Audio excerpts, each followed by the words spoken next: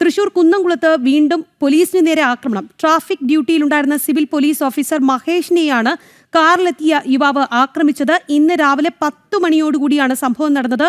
ഈ വാർത്തയുടെ വിശദാംശങ്ങൾ കൂടി.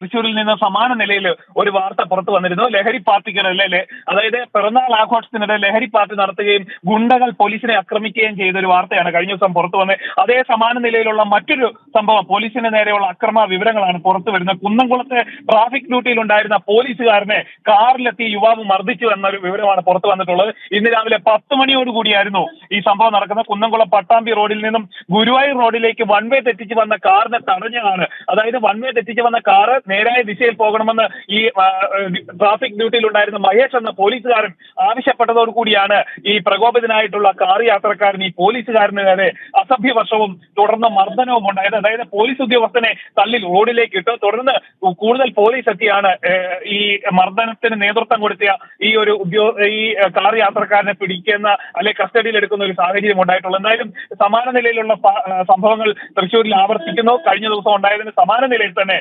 പോലീസുകാർക്കെതിരെ വീണ്ടും ആക്രമണം ഉണ്ടായിട്ടുണ്ട്.